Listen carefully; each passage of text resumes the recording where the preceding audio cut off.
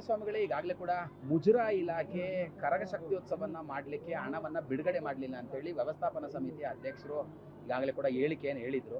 ತಾವು ಮತ್ತೆ ಸೂರಿ ಅವರು ಸತೀಶ್ ಅವರು ಸೇರಿ ಈಗಾಗಲೇ ಕೂಡ ಕಳೆದ 8 ದಿನಗಳಿಂದ ಹಣವನ್ನು ಹಾಕೊಂಡು ಕರಗ ಶಕ್ತಿಯೋತ್ಸವವನ್ನು ಮಾಡ್ತಿದ್ದಾರೆ ಅಂತೇಳಿ.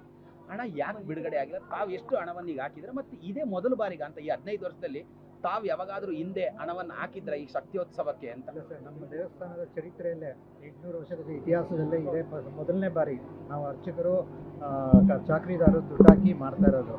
ಇದರವರೆಗೂ ₹1 ಹಣ ಬಿಡುಗಡೆ ಮಾಡಿಲ್ಲ ಅವರು.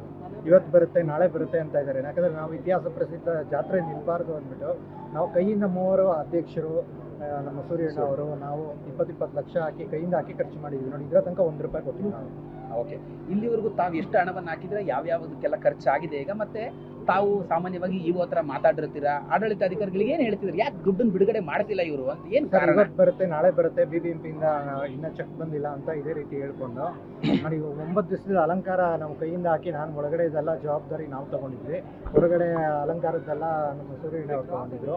ಮಿಕ್ಕಿದ ಚಾಕ್ರಿದಾರ ಹಣ, ಈ ಪೂಜೆ ಸಾಮಾನು ಇದಗಳೆಲ್ಲ ಮೇಲ್ಖರ್ಚುಗಳೆಲ್ಲ ನಮ್ಮ ಅಧ್ಯಕ್ಷರು ನೋಡ್ಕೊಂಡಿದ್ದಾರೆ. ಇದುವರೆಗೂ ನಾಳೆ ಬರುತ್ತೆ ಅಂತ ಹೇಳ್ಕೊಂಡೇ ಬಂದಿದ್ದಾರೆ ನೋಡಿ. ಇವತ್ತು ಜಾತ್ರೆ ಮುಗಿತಾ ಬಂತು, ಇದರವರೆಗೂ ₹1 ಎಷ್ಟು ಹಣವನ್ನು ತಾವು ಖರ್ಚು ಮಾಡಿ? ನಾನು ₹20 ಲಕ್ಷ ಹಾಕಿದ್ದೀನಿ.